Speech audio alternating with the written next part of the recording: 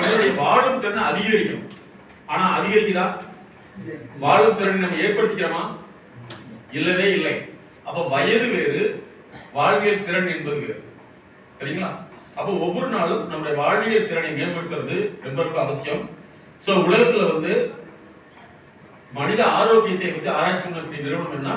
World health organisation, உலக சுகாதார நிறுவனம். சுகாதாரம்ங்கிறது வந்து ரெண்டு சுகாதாரம், உடல் ரீதியானது, ஒன்று வாழ்க்கை ரீதியானது.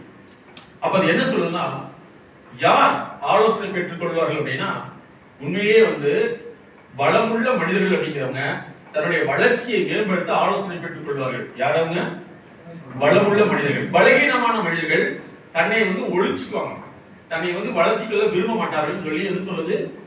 சர்வதேச சுகாதார நிறுவனம். சரிங்களா? அதனால ஒருத்தருடைய வளர்ச்சி என்பது, வளர்ச்சி ஆலோசனை அப்படிங்கிறது முக்கியம். அப்படிங்கிறத நீங்க கொடுத்துட்டீங்கன்னா இன்னுமே நீங்க சக்சஸ்ஃபுல்லா வர முடியும். அதே மாதிரி 35 வயசுக்கு மேலதான் நிறைய பேருக்கு பிரச்சனை என்னன்னு தெரியும், அது வரைக்கும் தெரியாது. அது உங்க மகளா இருக்கலாம், மருமகனா இருக்கலாம், மருமகளா இருக்கலாம், அல்லது நீங்களா கூட இருக்கலாம். அது என்னன்னா, ஏன் ஒரு மனிதரால் முன்னேற முடியலைங்கிறதுக்கு சில காரணங்கள். ஒண்ணு வந்து சிறுசிலிருந்தே வந்து யாரும் சேராது, அங்கிட்டு போகாது அப்படின்னு தனிமைப்படுத்தப்பட்டு வளர்க்கக்கூடிய குழந்தைகள் வாழ்க்கையில் பாதிக்குது. சின்ன வயதுல வந்து தனிமைப்படுத்தப்பட்டது. இரண்டாவது, அதே மாதிரி அதிகமா வந்து பாதுகாப்பு பேர்ல வந்து அங்க போக கூடாது, இங்க போக கூடாதுன்னு சொல்லக்கூடிய. அப்புறம் வந்து இல்ல நீ நிறைய சாதிச்சே தீரணும், இப்படி செஞ்சாலும் அப்படி செஞ்சாலும். ஆனா இவங்க எதுவும் செஞ்சிருக்க மாட்டாங்க. இவங்க ஆனா குழந்தைகள் என்ன செய்வாங்க? அதை செய், இதை செய். இன்னைக்கு பாத்தீங்கன்னா லீவ் விட்டா அத்தனை கோர்ஸ் கூட்டு போய் விடுறாங்க. ஆனா இவங்க ஏதாவது செஞ்சிருக்காங்களா? ஒண்ணும் கிடையாது. இது அதுக்கடுத்து பாத்தீங்கன்னா, நீ சரியான பிரில்லியன்ட், உன்ன மாதிரி உலகத்துல அறிவாளி யாருமே இல்லை அப்படின்னு தூக்கி விட்டுறது. இவங்க உண்மைகளை தெரிகிறதும் பாதிக்கப்படுறாங்க. அதுக்கடுத்து என்னன்னா, நிறைய பேர் குழந்தைகளுக்கு வந்து அதிகமா வந்து குழந்தைகளை புகழ்றது எப்படி பாதிப்பு ஏற்படுத்துமோ அதே மாதிரி திட்டுறத பாதிப்பு ஏற்படுத்தும். குழந்தையை திட்டுறதும் தப்பு, புகழ்கிறது தப்பு. அப்புறம் வந்து என்னன்னா, பல பேருக்கு வந்து முரண்பாடுகள் வந்துச்சுன்னா விட்டுப்பட்டு ஓடிடுவாங்க. அந்த முரண்பாடுகளை சமாளிக்க தெரியாது, தெரியறதுக்கு ஆலோசனை எடுக்க மாட்டாங்க. இன்னொன்னு என்ன தெரியுமா, முரண்பாடுகளை உண்டாக்கிட்டே இருந்தா அவங்களுக்கு சந்தோஷமா இருக்கும். அப்படி சில நபர்களை பார்த்துட்டீங்களா?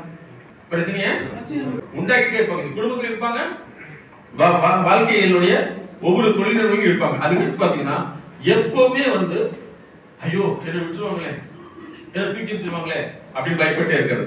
அப்புறம் அதுக்கு என்னன்னா, கணவன் மனைவியாக இருந்தாலும் கூட பேச தயக்கப்படுவாங்க. யாரும் தப்பா நினைக்க போறது. ஆனா இவங்களே கணவன் மனைவியாக இருந்தாலும் கூட அந்நியோன்யம் இல்லாமல் வாழக்கூடியது. அதுக்கடுத்து வந்து எப்பவுமே உயர் அதிகாரி, உயர்ந்த மனிதர்களை பார்த்தால் மரியாதை என்பதை தாண்டி அவங்களை பத்தி இவங்க தப்பா நினைச்சு பயப்படுறது. ஃபாலோ பண்ண முடியுதுங்களா? மரியாதை வேறு, தவறு நினைச்சுக்க வேண்டியது. அதுக்கடுத்து எப்பவுமே குற்ற உணர்வையே வாழ்றது. ஐயோ இப்படி செஞ்சுட்டேன், சாமி குற்றம் ஆயிருமோ, கடவுள் குற்றம் ஆயிருமோ, மனித குற்றம் ஆயிருமோன்னு நினைச்சிட்டே இருக்கிறது. அதுக்கடுத்து வந்து யாருக்குமே சில நம்பிக்கையே வராது வாழ்றது. இன்னும் ஒரு சிலருக்கு வந்து பாத்தீங்கன்னா தனக்கு என்ன தேவைன்னு சொல்ல தெரியாது. அப்படி அப்புறம் இன்னொன்று வந்து எப்பவுமே ஒவ்வொரு செயலுமே வந்து ஒரு சின்ன பிரச்சனை பெருசு பண்ணி அந்த இடத்துல உடச்சு ஒண்ணு படிப்படுவோம். இது சோ இதெல்லாம் வந்து ஒரு மனிதனுடைய எப்ப பாதிப்பு ஏற்படுத்தினா 35 வயசுக்கு மேலதான். அதனாலதான் நாங்க உங்களுக்கு வந்து உளவியல் ரீதியில உங்களுடைய ஒவ்வொரு பிரச்சனையும் நாங்க சொல்றது நோக்கம் என்ன, இதெல்லாம் செலுத்திக் கொள்ளலாம், இதெல்லாம் இல்லாம நீங்க வாழ்ந்ததுக்காக தான். சரிங்களா? உங்களுக்கு ஒரு எல்லையை நீங்கள் வச்சுக்கணும். மகன் தான், மருமகன் தான் சின்ன பிரச்சனை. உதாரணத்துக்கு சின்ன கேஸ் வச்சு சொல்றேன். ஒரு வீட்டுல மகன் இருக்காங்க, மகள் இருக்கு, குடும்ப சூழ்நிலையால அங்க வந்து தங்கி இருக்காங்க. அந்த மகளுக்கு 2 குழந்தைகள். அது வந்து கல்யாணம் முடிக்கிற ஸ்டேஜ்ல வந்து யார் வீட்டுல வாழுதா? மகன் அப்பா வீட்டுல வாழும். இப்ப வந்து அங்க வந்து தங்கச்சி அண்ணன் 2 பேர் இருக்காங்க.